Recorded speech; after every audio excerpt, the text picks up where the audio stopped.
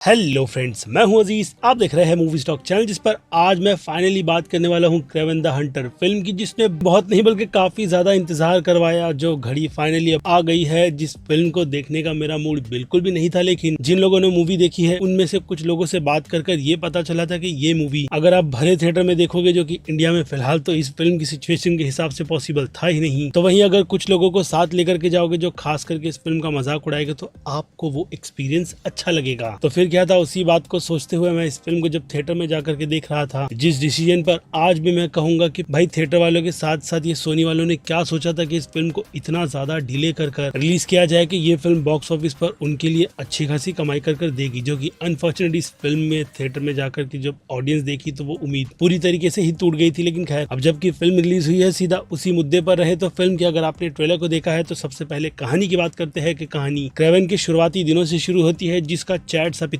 पूरी फिल्म में उसे बार बार मर्द कैसे बनना है उसी की नसीहत देता रहता है। यानी कि बार बार वो क्या कहते हैं उसे, हाँ, ताने मारने का काम करता है कि भाई मर्द बन, अपने भाई जैसा मत रहे। इसी तरीके की सिचुएशन जो डायलॉग उसे बार बार दिए गए हैं। और बाय द वे, मैंने फिल्म इंग्लिश में देखी है, हिंदी का मुझे ज्ञान नहीं, जिसे दोबारा देखने की इच्छा फिलहाल तो इंट्रो के बाद बात की जाएगी। लेकिन उससे हटकर कहानी पर जैसे कि मैंने कहा अगर रहे तो, जो कि ये फिल्म भी नहीं रहती है, लेकिन मेरी कोशिश रहेगी कि इस विलन के आर्क वाली स्पिन ऑफ फिल्म को असल मायने में आपको रिव्यू के माध्यम से, वो भी स्पॉइलर फ्री, समझाने की कोशिश करूंगी कि यहाँ पर क्रेवन उसके पिता की, वो कहते हैं ना कि ताने को सुनने के बाद मर्द तो बन जाता है, यानी चैट जैसा कैरेक्टर तो बनता है, लेकिन उसमें एक मैनर्स, औरतों को सॉरी बोलने का भी है। और इसके अलावा वो कॉमिक बुक वाला क्रेवन तो नहीं, लेकिन यहाँ पर अपनी जिस सोच के साथ आगे बढ़ रहा है वो है पोचर्स को मारने का काम। जी हाँ, क्रेवन के कैरेक्टर पर पोचर वाली जो भाई क्यों डाला गया, वो तो खैर सोनी की ऑफिशियल अनाउंसमेंट जो रिपोर्ट के तौर पर निकल कर आई थी कि अब ये पूरा स्पिन ऑफ का यूनिवर्स डेड हो गया है। तो अब इस फिल्म को भी देख करके पता चलता है कि क्यों उनकी तरफ से अच्छी, यानी कि कहूँ कि सोनी वालों की तरफ से जो अच्छे यूनिवर्स बनाए गए थे उसे डेड किया गया है। और साथ ही साथ कई सारे एक्टर, डायरेक्टर्स और उन सब का एक हिसाब से थोड़ा बहुत करियर भी, जो कि इस फिल्म ने भी एक अच्छे डायरेक्टर के करियर पर डेंट दिया है, जिनका पहले का फिल्म का अप्रोच बिल्कुल ही अलग था। और हाँ, बाकी दूसरी फिल्मों के विजन भी बिल्कुल अलग थे, जिन सब पर मैं ऑलरेडी आपको कई सारी वीडियोस बार बार बना करके देख चुका हूँ। इसलिए उससे हटकर अब इस कहानी के खेल में कैमिलिन के साथ साथ राइनो, कैलिप्सो, ये सारे कैरेक्टर्स कहाँ फिट बैठते हैं, उन सब का जवाब जानने के लिए आपको ये ऑलमोस्ट 2 घंटे की फिल्म थिएटर में जाकर के झेलनी होती है, जिसके कुछ अच्छे पार्ट भी पॉजिटिव पॉइंट में डिस्कस तो किए ही जाएंगे। बाकी एडल्ट के नाम पर तो फिल्म में बस वायलेंस ही डाला गया है, बाकी देखना ना देखना आप पर डिपेंड करता है। लेकिन हाँ, अब इस वीडियो को यहाँ तक देख लिया है तो अब इंट्रो की भी बारी बनती है, जिससे पहले अब बनेगी मेरी छोटी मोटी सी रिक्वेस्ट, जो कि है चैनल को सब्सक्राइब, वीडियो को लाइक और शेयर करने की तो कर लो।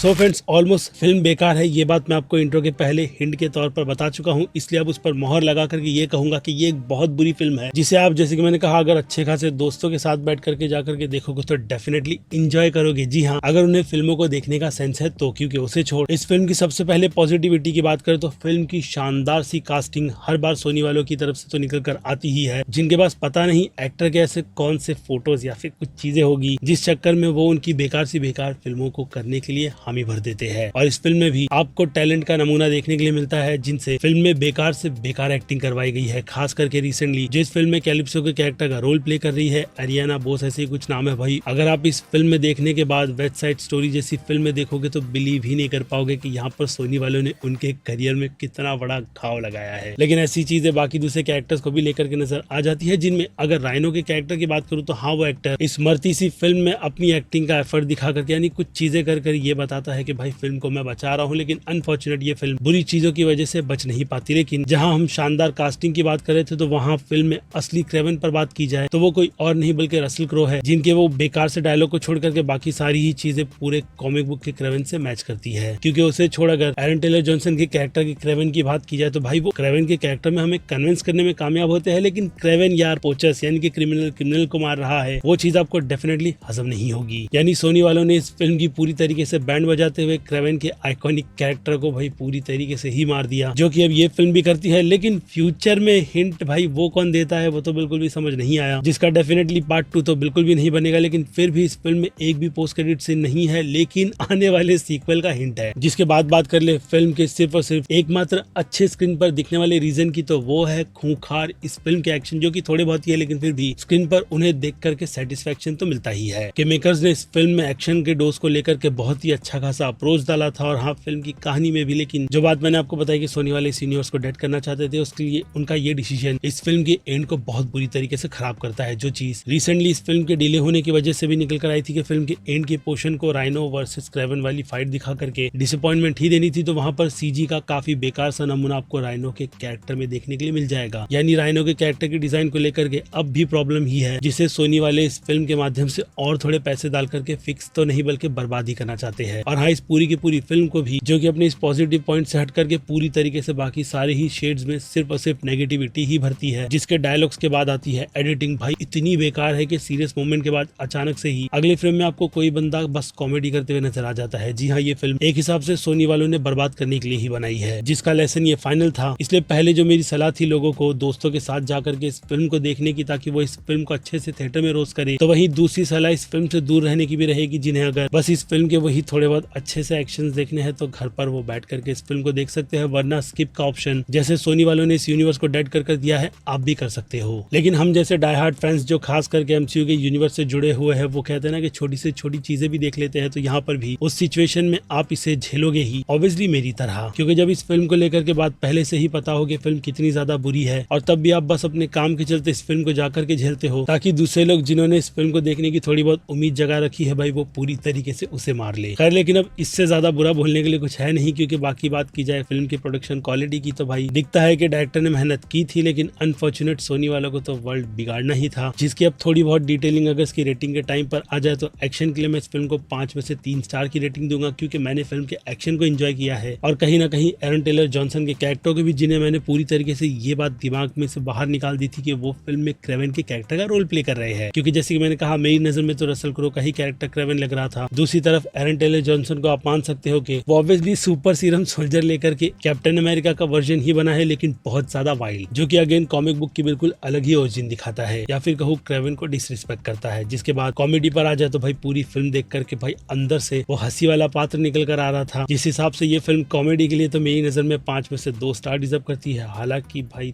3 स्टार, लेकिन खैर 2 स्टार ठीक रहेंगे, जो कि असल मायने में ये फिल्म कैसे बर्बाद हुई है बस उसे ही ध्यान में रख करके मैंने दिया है। जिसके बाद ड्रामा की बात करें तो अनफॉर्चुनेट ड्रामा मेरी नजर में इस फिल्म को 5 में से आधा स्टार दिलाएगा, जिस फिल्म की कहानी आपने ऑलरेडी ट्रेलर में देख रखी है। और फिर इसके बाद बात की जाए सस्पेंस की, तो सस्पेंस को 0 स्टार देते हुए मैं अगर इस फिल्म के थ्रिल पर बढ़ूं, हाँ हॉरर के थोड़े से तड़के के साथ, तो वो बस वो एक्शन की छिड़काव में ही इसे 5 में से 1 स्टार दिला देता है। जिसके बाद मास ऑडियंस की बात की जाए तो मास ऑडियंस इस फिल्म को बी की कैटेगरी में रखेगी, तो वही क्रिटिक्स ने जो इस फिल्म की बैंड बजाई है, तो उस हिसाब से ये फिल्म उनकी नजर में C- की कैटेगरी की बनती है। तो वहीं मैं इस फिल्म को जो बस 30% ही इंजॉय कर पाया हूँ, उस हिसाब से तो मैं इस फिल्म की थोड़ी बहुत ही रिस्पेक्ट करते हुए इसे C की कैटेगरी दूंगा। यानी पूरी तरीके से इग्नोर वाली कैटेगरी है, बाकी देखना ना देखना वो आप पर डिपेंड करता है, जिसकी सारी डिटेल मैंने आपको इस स्पॉइलर फ्री वीडियो में प्रोवाइड कर दी है। बाकी फिर क्या वक्त है वीडियो को यहीं पर दी एंड करने का। बाकी मैं हूँ Aziz, movie stock channel like share subscribe भूलना मत। मिलूंगा जल्दी दूसरी किसी वीडियो में, till then bye.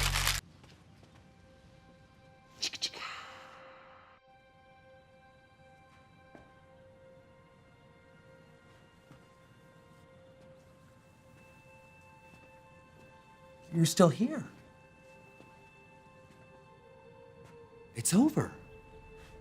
Go home.